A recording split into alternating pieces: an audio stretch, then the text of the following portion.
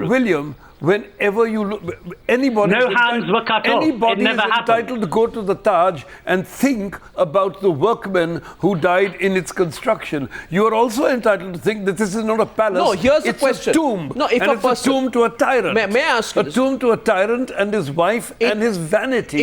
You can think that. That's on the other hand, that's a personal view. On the other hand, the personal it's view, not that is a personal view. No, here the question, what William Dalrymple actually argued when he wrote a controversial essay in 2004, he said, I don't doubt the fact that Naipaul is a great writer, perhaps of Indian origin. He actually said, if I'm not mistaken, I think, William, you said he's the greatest writer of Indian origin, but you also severely questioned... Arguably, but you severely questioned his abilities as a historian. And my question to you... He never wanted to be a historian. One second, here's a question. Can I just say about the Taj Mahal business? No, here's a question. The court said that he hates Muslims because of that. On the other hand, he goes to Humayun's tomb and praises it. Is it true? You're aware of that? Is it true? He says it's a great piece of work. Is it true, Farooq Dhondi? I've never seen that particular quote, Farooq, I have to say. In an interview with me.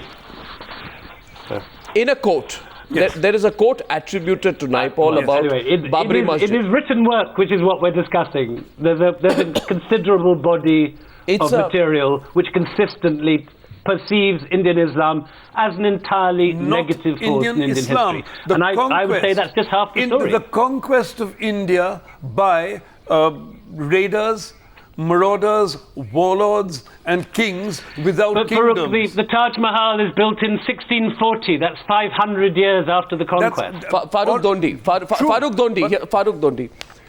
The point which William Dalrymple is making today is that there is a certain inherent prejudice bias of V.S. Naipaul when he writes about anything to do with, you describe foreign conquerors, with Mughal kings, etc. Now, let's look at what he said in a 1993 Times of India interview.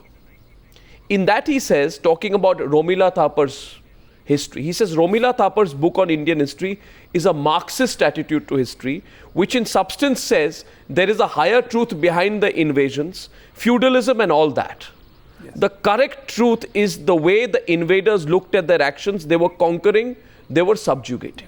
You can also say that when you look at the Taj, you don't think of its aesthetic beauty and you think of the laborers and their trials and tribulations. Now, about Babri Masjid, that is a Marxist point of view. Did V.S. Naipaul say at any point, a quote attributed to him when he was asked about Babri Masjid, did he say, Ayodhya is a sort of passion? Bullshit. Any passion is to be encouraged. Passion leads to creativity. I was the only person in this debate who was with V.S. Naipaul at that BJP meeting. I'll tell you what happened. I went to Delhi and he said, what are you doing tomorrow? And I said, I'm going back to Bombay. And he said, don't go, please stay one more day so you can be witness against the calumny that is bound to follow my visit to the BJP Cultural Center. And I said, the BJP has a cultural center? It sounds like an oxymoron to me. And he said, don't be clever, just stay a day. So I stayed that day and I went along to this meeting. He sat at the table and said, I don't want to say anything to you. I want you to answer some questions. What's all this about history? What's all this about culture? People answered from the audience. At the end of it, somebody asked him, what do you think about the Babri Masjid controversy and the temple that's under there and so on? He said, I know nothing about no temples. I know nothing about no Babri. That's not all that you said. That's not all that you've said. What? That's not all that you said. He said, I know nothing about that. No, you did say. You have said that the only thing he did say, that the construction of the mosque by the first Mughal emperor was an act of hubris. Hubris. That's all he said. What do you mean by act of hubris? What does he mean by an act of hubris? It's a Greek term, means defiance of Is God's that directly or indirectly a justification for the destruction of the Babri Masjid? Not destruction. He says if you Is that directly or indirectly amount to a justification for the destruction of the Babri? You interpret it as you will. It was a mosque. What he said it was a mosque. It was a religious structure described by V.S. Naipaul as an act of hubris. A religious structure built in Ayodhya, which was which was the ground on which he knew nothing about temples. So Farooq Dhondi, my question before I wrap up tonight. Yes. William Dalrymple, were you being deliberately mischievous in misquoting V.S. Naipaul? No, he heard it from somewhere else. One sec. Let him answer for himself. And the second part if is... I may, I have the article in front of me. Yeah, go ahead. And if I could just quote from the article, I actually cast doubt on whether the quote was made. I said, indeed, it led one commentator in the Times of India to wonder if Savidya was not being misquoted. But I then go on for 4,000 words to show that the views that were attributed to him, rightly or not, are run through, like veins through marble, through all his writings on Indian Islam. And much as I admire Savidya, and much as I think, there's every right to applaud him as a novelist, his views of Indian Islam are unbalanced. William, don't use the phrase Indian Islam. The conquest of India by Muslim warlords is much more appropriate.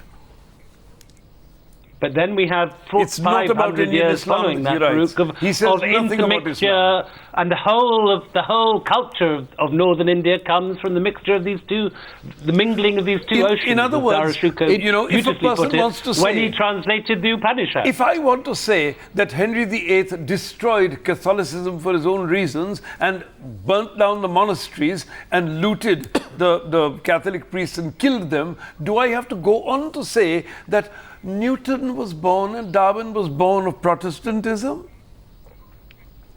Do I have to? I think what you've got to do if you're writing about an entire culture is view the thing as a whole. And I would entirely agree that great amounts of destruction took place at the beginning. The question there follows 800 years of mingling. The question tonight is, of course, there is no doubt about the syncretic nature of the Indian civilization as we are as a people. Let nobody doubt that. And in case V.S. Naipaul doubts that, he's going to have to correct him. But only point tonight is there a intellectual responsibility of even a writer of fiction when he strays into areas of history to be detailed and to be all-encompassing? Is that necessarily a rule? I'm not taking a position on it, but it's a point of view. It's a very interesting and very difficult question. You have a counterpart. William have a counterpart in Europe with Ezra Pound. Ezra Pound was arguably the greatest poet of the mid-20th century, one of the greatest translators of the mid-20th century, inspiration for T.S. Eliot. He was also a Nazi and a fascist. This is a fascinating debate. And I'm very happy tonight. Do you applaud him for being a great poet? Or do you criticize him for being a Nazi and a fascist? Likewise, it's a disingenuous comparison. What they are, while disagreeing strongly with Farooq Dhondia and William Dalrymple. Something nasty like I am delighted that we have had this conversation. The very fact that in our country we have a conversation like this tells us about how we have a multiplicity of views. Thank you very much. William Dalrymple, Farooq Dhondia. I'm absolutely delighted. We couldn't do it in Saudi Arabia. Absolutely. That's the point tonight. Thank you very much for joining me on the Newshour this evening. See you again tomorrow. Ladies and gentlemen, good night and goodbye.